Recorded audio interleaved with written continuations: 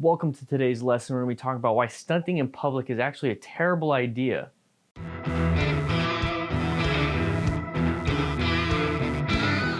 I'd like to say thank you to my sponsor for today's video, Rockform, for sending me this motorcycle mount that I'm going to be giving away on my Patreon. If you want to know more about that and how to enter, make sure you swing on by patreon.com/DanDanTheFireman. Link will be in the description.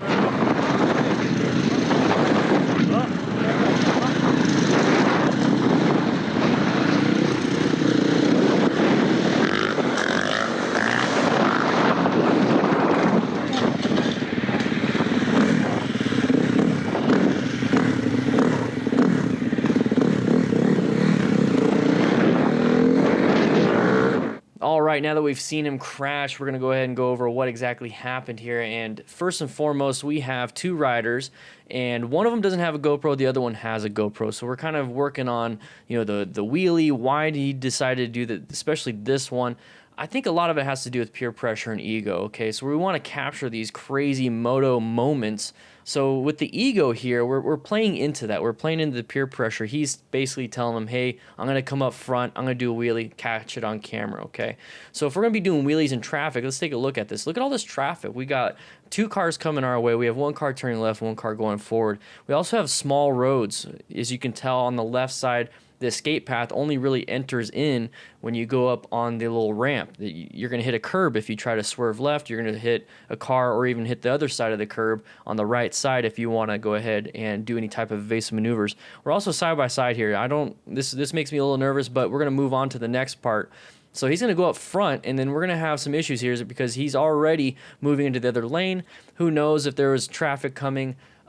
He made that choice, but now he's going to start doing his little wheelie here. So we're doing some wheelie, but you notice how he's getting closer and closer and closer to that vehicle. Boom, there it is, and there's the crash. We're going to go back, and let's go ahead and talk about what I mean by getting closer and closer and closer. Okay, so he's going to start his wheelie about right here, and then he's going to go ahead and start accelerating to lift that front end up. Now, I personally do not do any wheelies. I've never attempted it. There's no reason for me to do it, and there's always a reason to do something. His reason is possibly because of the thrill and then getting it on camera. That's not a reason that I would do it, but there's other reasons out there for it. Obviously, if you're a professional, then you're going to be doing it for a profession. But we're going to talk about risk versus skill. As you can see that we have a blue vehicle parked on the side of the road, and that is going to minimize how much room you possibly have for any type of escape path. So we also have a vehicle traveling in front of us.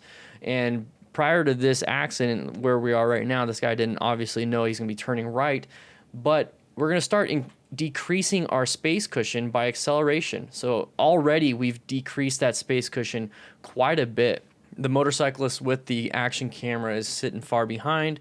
He has plenty of time to either slow down, evade, or hit the brakes. He probably didn't even do anything. He just kept going because the vehicle turned right. But the motorcyclist in front is closing that gap way too fast, and he's not going to be able to apply that front brake because his front wheel's in the air. So all he has left is that rear brake, and while he applies that rear brake, it's going to start to slide. As you notice right here, the rear brake is starting to activate, and it's going to slide. He's sliding because he's going too fast for what that rear brake can do.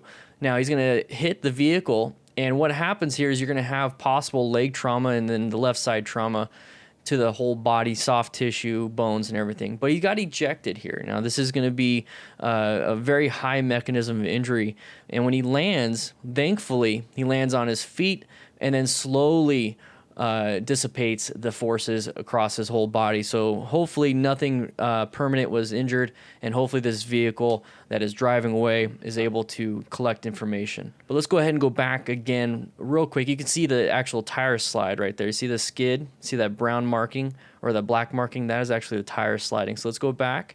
So you can see it right here, sliding, yep, same exact tire. So, all right, so now that we're back here, let's just say that he did not do any type of wheeling or any type of stunting. Let's just say he increased his speed way too much and got too close to this vehicle. Same thing can happen, but you're gonna have access to that front brake, and you're going to have access to evasive maneuvers. When you're doing a wheelie, you just pretty much removed everything. You're going to go in a straight line, hopefully. And this is what I'm talking about when it comes risk versus skill. He's increasing his risk by adding the wheelie, adding stunting to it, and then if he's adding speed also. So if we just sat back, we actually minimize a lot of our risk, a lot like the guy with the action camera. So we're sitting back, minimizing the risk.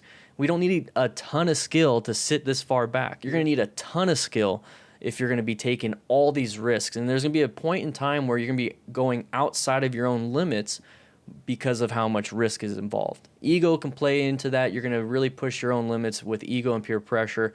And then road hazards is just a bad idea when it comes to stunting. That's why a lot of professional stunters, they do it on closed courses. That's why they do it in parking lots and behind massive buildings where there's just a huge structure for trucks to turn around. You know, think about like shipping yards and all that stuff. So this is why stunting in public is actually a bad idea. So let's not do that.